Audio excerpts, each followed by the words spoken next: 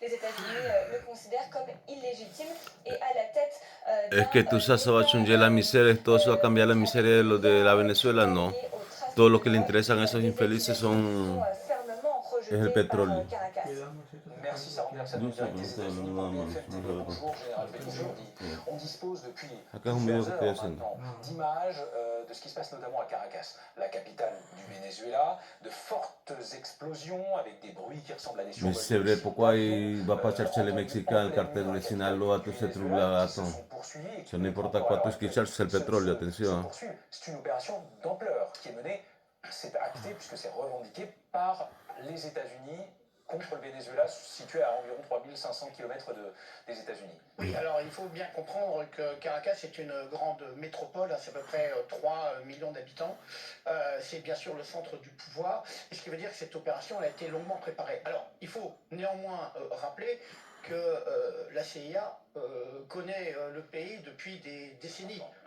Voilà, qu'il y a en quelque sorte Ya une le Jeffrey son de cartographie Don, yo creo. extrêmement précise El de tous les Mossad. lieux de pouvoir politique et militaire donc, au Venezuela qui sont donc à disposition des forces américaines.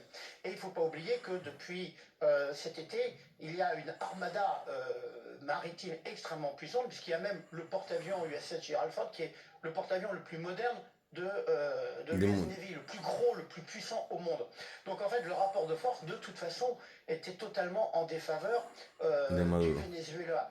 Ce qui est quand même assez étonnant, et donc il faudra avoir plus d'informations, et on les aura dans la journée, c'est que aller capturer le président lui-même, c'est-à-dire dans sa résidence où il est censé être protégé. Et il avait demandé plus de sécurité ces derniers jours d'ailleurs, c'est ce que disent les journaux américains. Et donc c'est quelque chose qui quand même nécessite énormément de travail en profondeur. Maintenant, C'est arrivé quand la dernière fois, pardon, mais je me pose, alors, il ne faut pas oublier là, que comme ça, spontanément, la question, quand est-ce qu'un dirigeant étranger a décidé de capturer un de ses généraux? il y a eu dans les années 80 sous Saddam Reagan, Hussein. mais c'était des processus où là, effectivement, il y avait un lien direct entre un certain nombre de dirigeants. Alors, je crois, je ne sais plus comment s'appelait le général. Noriega, mais ça c'était au... Oui, non. Oui, en tout cas, il y a eu des tentatives il y a eu des de déstabilisation. Jérôme Pellistrandi parle de la CIA qui est présente depuis le début. Voilà. La déstabilisation, l'organisation d'élections, ça, voilà, ils sont chez eux les Américains. Bon, et donc, il faut